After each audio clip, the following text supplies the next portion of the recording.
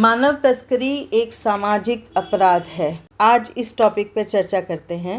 मानव तस्करी यानी human trafficking आज दुनिया की सबसे गंभीर समस्याओं में से एक है।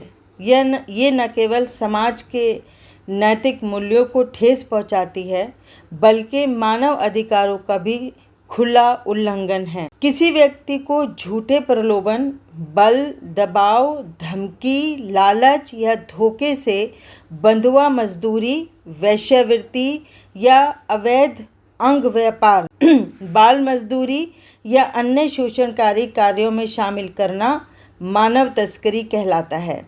इसे आधुनिक युग में गुलामी भी कह सकते हैं या हम कहते भी हैं। मानव तस्करी को और थोड़ा सा हम विस्तृत में इससे को समझें तो यूएन जो संयुक्त राष्ट्र है उसके अनुसार मानव तस्करी का अर्थ किसी व्यक्ति की भर्ती, परिवहन, स्थानांतरण, छिपाना या प्राप्त करना, बल, धोखाधड़ी, छल, दबाव या आर्थिक लाभ के जरिए उसे शोषण के उद्देश्य से प्रयोग करना, ये सब मानव तस्करी के में आता है। भारत में भी ये भारतीय दंड संहिता आईपीसी की धारा 370 और 370A के तहत मानव तस्करी एक गंभीर अपराध माना गया है।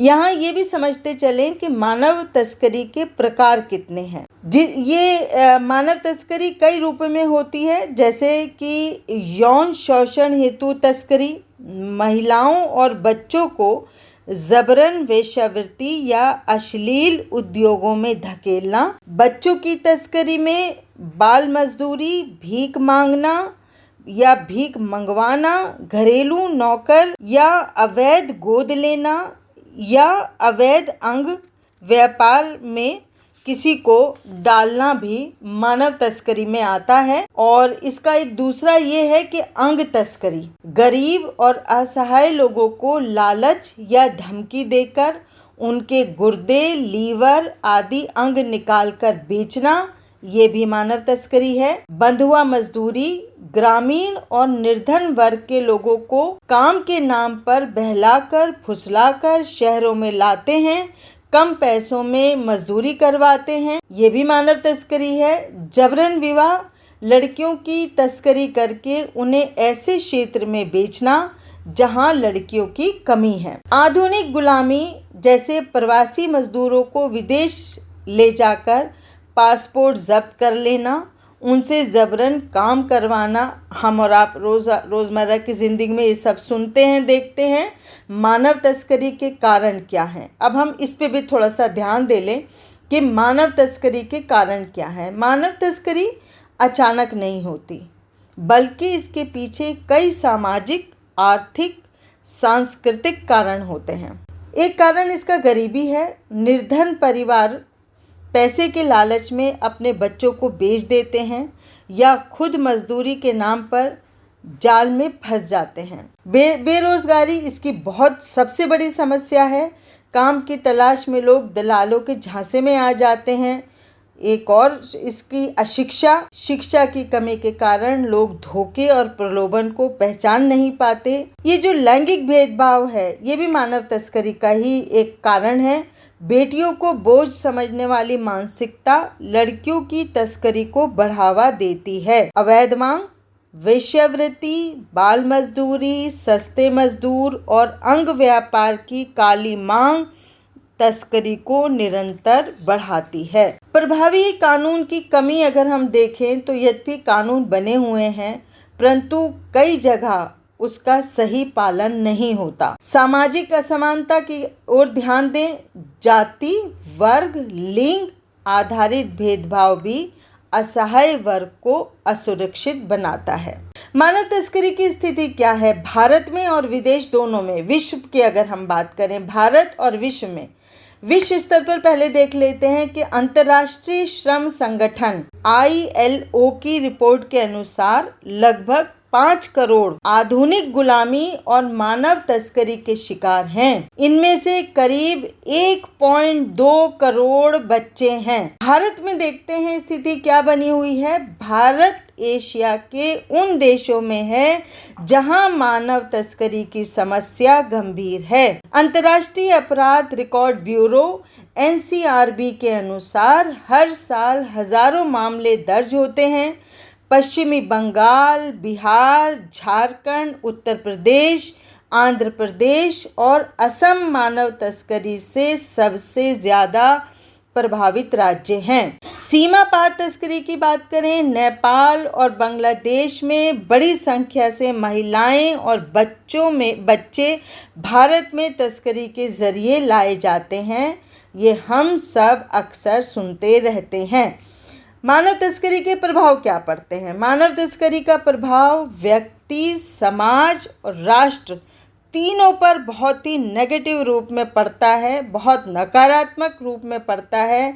व्यक्ति पर क्या प्रभाव पड़ता है? शारीरिक शोषण, यौन शोषण और हिंसा, मानसिक आघात, अवसाद और आत्महत्या की प्रवृत्ति, ये सब व्यक्तियों पर प्रभाव डालती। शिक्षा, स्वतंत्रता, गरिमा से वंचित होना, बहुत इंपॉर्टेंट पॉइंट है कि शिक्षा, स्वतंत्रता और गरिमा से वंचित होना, स्वास्थ्य संबंधी खतरे जैसे HIV, एड्स और अन्य यौन रोग। समाज पर इसका प्रभाव अगर हम देखें तो अपराध दर में वृद्धि, सामाजिक असमानता, मानव अधिकारों का हनन, महिलाओं और बच्चों के प्रति असुरक्षा का वातावरण। राष्ट्र पर क्या प्रभाव पड़ता है, इस पे भी एक नज़र डाल लेते हैं कि राष्ट्र की छवि सबसे पहले धूमिल होती है। मानव पूंजी, ह्यूमन कैपिटल का लॉस होता है, आर्थिक विकास में बाधा आती है। अब जब हम सारे पॉइंट्स पे चर्चा करते हैं तो इससे निपटने के उपाय भी हमारे पास होने चाहिए या हमें सोचने चाहिए। मानव तस्करी से निपटा कैसे जाए, इसको एक बहुत ही छोटे रूप में अगर हम देखें, वैसे ये एक विस्तार रूप बन सकता है। मानव तस्करी को रोकने के लिए बहुआयामी प्रयासों की आवश्यकता है। शिक्षा और जागरूकता इसके सबसे बड़े पॉइंट हैं, सबसे बड़ी बात है। शिक्षा और जागरूकता, लोगों को ये समझाना ज़रूरी है कि तस्कर किस तरह प्रलोभन देते हैं और इससे हम कैसे बच सकते हैं। कठोर कानून और उनका पालन, दोषियों को कठोर दंड मिले ताकि वो दोबारा ऐसा अपराध ना करें। गरीबी उन्मूलन, रोजगार के अवसर तो मोस्ट इम्पॉर्टेंट है। जब लोग आत्मनिर्भर होंगे तो तस्करों के झांसे में नहीं आएंगे। सीमा सुरक्षा, पड़ोसी देशों से आने जाने वालों पर मार्गों पर कड़ी निगरानी अगर हम रखें तो बहुत हद तक बच सकते हैं। इसमें NGO और समाज की भूमिका बहुत ज़रूरी है कि विभिन्न गैर सरकारी संगठन पीड़ितों को बचाने और पुनर्वास में महत्वपूर्ण भूमिका इसमें निभा सकते हैं। NGO को इसमें शामिल करना चाहिए। पीड़ितों का पुनर्वास, बचाए गए लोगों को शिक्षा, रोजगार, मानसिक स्वास्थ्य सहायता, जो कि मेरी समझ से बहुत ज़रूरी है, मानसिक स्वास्थ्य सहायता देकर सामान्य जीवन में लौटने में उनकी सबसे ज़्यादा मेहनत करनी चाहिए, उनकी मदद करनी चाहिए ताकि वो अपने रोज़मर्रा की ज़िंदगी में वापस आ सकें। बहुत बड़े ट्रॉमा में होते हैं, ये उनकी बहुत बड़ी सहायता होगी। अंतर्राष्ट्रीय सहयोग पर भी बात करें, चूँकि तस्करी अंतर्राष्ट्रीय अपराध है, इसलिए देशों के बीच सहयोग आवश्यक है।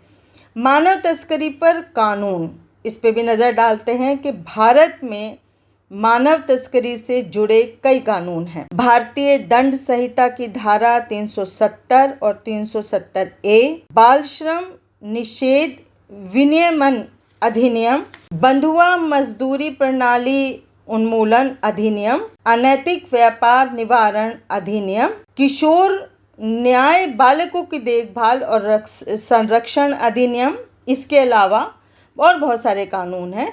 इसके अलावा संयुक्त राष्ट्र किशोर न्याय बालकों की देखभाल संरक्षण अधिनियम, मानव तस्करी केवल एक अपराध नहीं बल्कि ये मानवता पर धब्बा है। ये समस्या तब तक बनी रहेगी जब तक समाज में गरीबी, अशिक्षा और असमानता विद्यमान है। ज़रूरत है सरकार, समाज, प्रत्येक नागरिक मिलकर इस अपराध के खिलाफ आवाज़ उठाएं।